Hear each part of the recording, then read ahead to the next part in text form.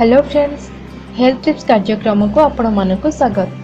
आज आम जानिबा गाजर खाइबा द्वारा आम शरीर रे कौन कौन उपकार होता है। गाजर एक पाटिस्वादिया परिबा, प्राय समस्ते गाजर खाइबा को भल पाती। आम गाजर को साधारणतः कंचारे खाई था, ता सहित गाजर हलवा, तरकारी, सलाड, सूप, जूस इत्यादि बनैकी खाई था। आयुर्वेद रे गाजर औषधीय गुण विषय वर्णना करा जायछि। गाजर रे पोटासियम, विटामिन ए और विटामिन ई भली पोषक तत्व रही। यह शरीर को विभिन्न रोगरू रक्षा करिथाए। शरीर रे रक्त को सफा रखे एवं कैंसर भली मारात्मक रोगरू मध्य रक्षा करिथाए। गाजर रे अल्फा कैरोटीन एवं बीटा कैरोटीन पोषक तत्व भरपूर रही थाए। बीटा कैरोटीन आमको स्तन कर्कट रोगरू रक्षा करिथाए।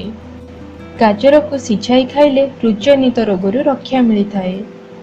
गाजर थिबा पोटासियम रक्तचाप नियंत्रण रे सहाय्य करिथाए एवं शरीर को फिट मध्य रखिथाए। एथिरे थिबा विटामिन ई शरीर रे नुआ रक्त तैयारी करिबारे सहाय्य करे।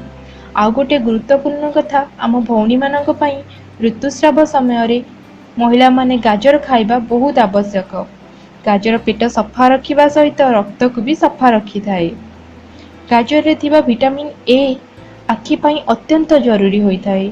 जो मानकर दृष्टिशक्ति कम थाए बा चक्षुजनित किछि रोग थाए, नियमित गाजर खाइले ता भल होइबार संभावना बहुत थाए। गाजर खाद्य हजम करिबारे मध्य सहाय्य करिथाए। नियमित गाजर खांतु और सुस्थ रुहंतु। आपनको जदि ए वीडियोटी भल लागिछि ताहले लाइक, कमेंट एवं निज फ्रेंड्स मानक सहित शेयर करंतु।